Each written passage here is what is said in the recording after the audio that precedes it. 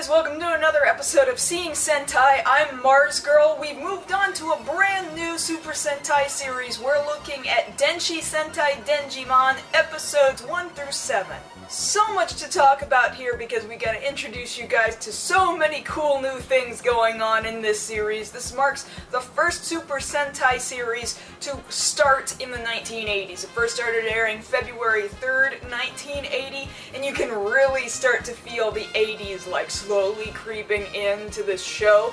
It starts off with really a super fantastically catchy theme song, and you can hear all the digital electronic sounds coming in as we're moving away from this very disco-y kind of sounding guitar riff that it still has a little bit of it, but just the opening riff of it's amazing. It's a fantastic sound. I love it. We have a very unique and interesting plot, a plot that starts really 3,000 years before current time, I assume is 1980, really, where planet Denji has actually been destroyed. Now, planet Denji is destroyed by the Vader Clan, and you might instantly think, are they referring to Darth Vader?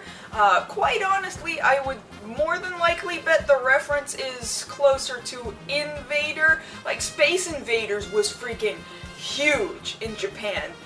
Huge. I cannot express to you how big it was. In fact, in the previous series, Space Invaders popped up friggin' everywhere, all the time. It was so popular that even Battle Fever would take days off of work to go lounge around in an arcade and just play Space Invaders all day. So that's why I personally believe the Vader Clan is based more on the idea of Space Invaders. Like, these guys are invading planets from space. Try and follow me here. So then comes Denji Land, and Denji Land is just like really this fragmented piece of rock that kind of lifted off from planet Denji and then flew all the way to the Earth and landed. And inside that is a big old supercomputer and a computerized robot android dog called Denji Dog IC. The dog is this adorable chow, so fluffy with the well-known blue tongue that the breed is known for. And the dog goes running around, seemingly randomly, picking 5 different people to become the Denjiman. He picks Ippei, who becomes Denji Red, who's like in the middle of practicing some kind of martial arts, and then he's like randomly judo rolling to get away from explosions, as for some reason suddenly the Vader Clan is invading and exploding things on Earth too, and so IC is like, you're gonna be Denji Red, and like nobody's questioning every time the dog picks somebody out, and they don't question, why is this dog talking to me? It picks Daigoro to be Denji Blue, who you guys are going to remember was Battle Kenya, and he's gonna continue to appear in lots of other tokusatsu over the course of his career. And really, if I'm to be honest, his character is almost identical to Battle Kenya. Really, he still has this really lively personality. He performs in a circus, so he's around a lot of animals, just like Battle Kenya always was, and he seems to have an appetite, just like Battle Kenya did. So in that sense, I'm a little disappointed that they're like, hey, people liked you as Battle Kenya, yeah, just keep doing that thing, and we'll keep using you.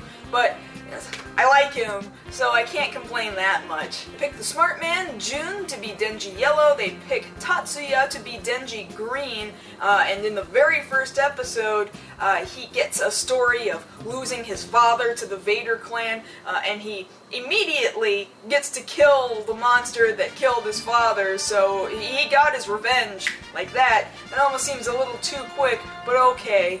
And they pick the woman Akira to become Denji Pink, and she's got like this really awful kind of backstory that they give her right off the bat, where the invaders come in and she's in the middle of a tennis match with her coach, and they're playing, and then all of a sudden the invaders are going pew pew pew and attacking, and there's all this fire, and suddenly her coach is on fire, and he just burns right in front of her eyes. She doesn't freak out about it that hard, but I guess she's still kind of traumatized. So they all get picked, and then they all feel something pulling them and coaxing them to go someplace that they're not familiar with, and they meet each other for the first time, and they're not like, who are you, but rather just like, ah, you're all here too.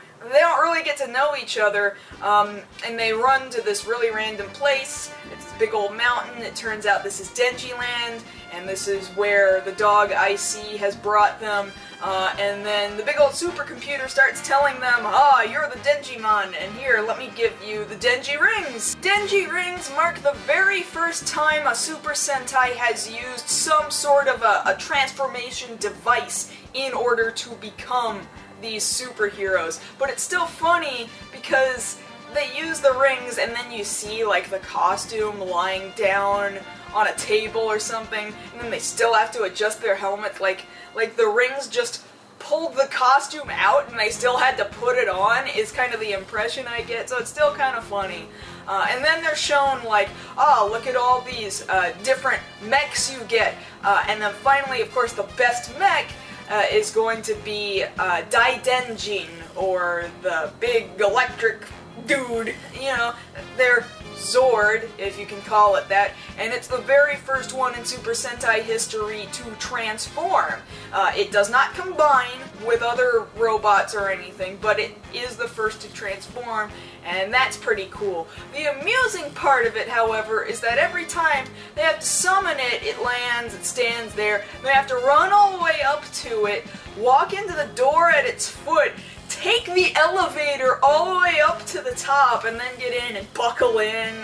Like, it's this really long, extensive process, and you can see, even after 7 episodes, they kind of try and speed it up, but still, every time they have to take the elevator, and I'm just like, man, this takes way too much time to execute, but in its own kind of way, it's kind of adorable and kind of cheesy. To talk about the Vader Clan for a second, you're going to recognize some of these actors. For example, Queen Hedrion, you're going to recognize her as eventually going on to be Bandora from Zyu Ranger, and that's freaking awesome. I just think she's such a great actress, as she always was.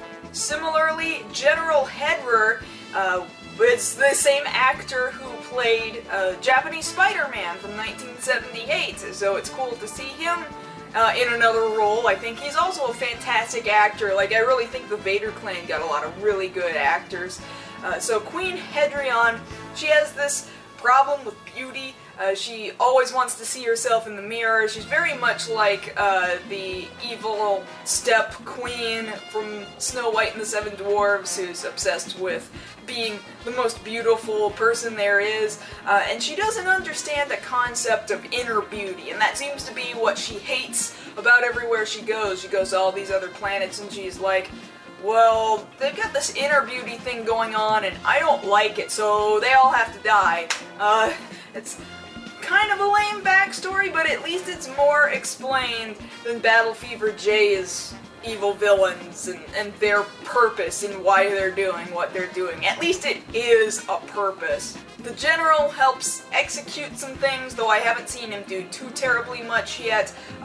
Keller and Mirror are two nearly identical women. One acts kind of as a protector of the other, and Mirror literally can become a mirror, and she shows herself in front of Queen Hedrion all the time whenever the Queen asks, hey, let me see myself in the mirror. Poof, she becomes a mirror. And together they all hatch these eggs, and these eggs hatch out the monsters of the episodes. Often Keller and Mirror will go down to the Earth and then launch that monster and tell that monster, alright, we're letting you loose, go do your thing, and the monster will be like, arg, okay. The grunts of the series apparently are called Dusklers. Their costumes are getting increasingly better. All the costumes, really, as time goes on, just really get better and better. And especially each of the monsters of the week. They're now like these full rubber suits. Probably spent a lot of money on them. Like, it was probably a big financial leap from Battle Fever J to Denjiman. The monsters all have some long, difficult-to-pronounce Japanese name, and they're all pretty much puns in Japanese. Take, for example, Lupin Kameda. Lupin Kameda, if you can't hear it for yourself, Lupin is like Lupin, like Lupin the famous French thief, and you know, of course, there's the anime Lupin the Third, who's, you know, very comically a spin on this idea of a thief, and then Kameda is camera, so it's this monster with a camera in its chest, and it's running around taking people's photos, kind of without their permission. Well, with their permission, but nobody gave their permission to then take those photos and destroy them and thereby kill them. This is the power that this monster has, is killing through the destruction of its photographs. So you can see each of these monsters has some kind of pun to it. I find that quite amusing. There's only a few really notable story-moving moments in the first few episodes, and then actually episode 7 has quite the big story-moving moment. Episode 2 features Akira, you know, the Pink Ranger, kind of deciding, you know what? I didn't ask for this. I just want to be the best tennis player in the world. I'm not going to be a Denjiman. And everybody's begging her, no, you gotta be a Denjiman. And she's like, no, I don't want to be. And like, it's this really big, long, drawn-out argument until a monster comes along and nearly kills her. And the only way to defeat this monster is to work together with the other 4 dudes. And she's just kind of like, alright, I guess I'll do this. Really though, each of these characters don't have much of a personality. Like I said, the only one that really kind of does is Denji Blue, and that's because he acts like Battle Kenya, because he practically is, because he's the same actor. He's got lots of personality, and Denji Red is, you know, very brash, and when I say brash, I really mean he's really strong, he likes to teach kids. He's the one we focus on a lot. Like, eventually, all of them end up doing some kind of teaching to different kinds of people in some capacity, but we see Denji Red doing the most martial arts training with kids, and, like, he becomes really likable to kids, I think, in that regard. But then, like, all the others just kind of fall into obscurity, like, what do you do? Okay, use science. And then you, like, Denji Pink is completely and utterly unmemorable in that regard. She hasn't done anything worthy of being remembered yet. She does a lot more than the very first Miss America did, but all the same, it's still kind of not enough yet. But we get all the way up to episode 7, and episode 7, the Vader Clan is getting super pissed off, like, oh man, we did this 6 times already, and we're losing. What is the problem?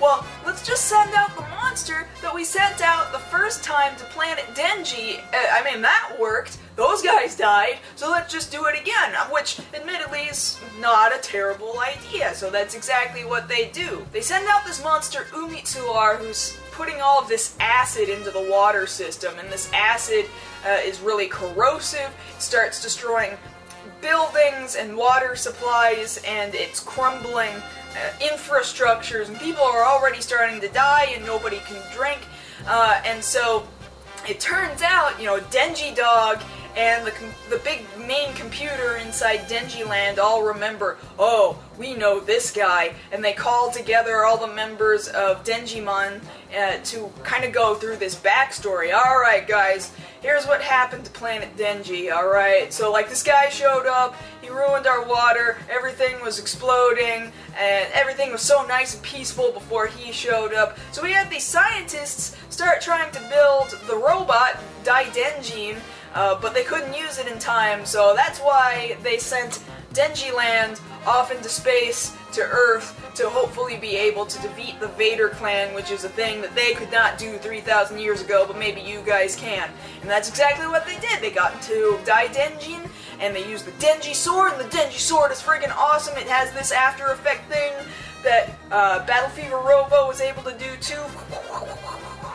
Slashes, oftentimes cuts off monsters' heads and cuts them in half. Fantastic! And of course, the monster dies, and so now who knows what the Vader Clan is going to do, because they've been beaten 7 times and they're totally pissed off at this point, and it's probably just gonna grow from there, but I like that there already is an elaborating story being built upon, and I think as time goes on, as the 80s progress and different Sentai start to show up, the stories will be better built every single time. So this is a fantastic beginning to this particular series out of this franchise. Can't wait to continue on doing more.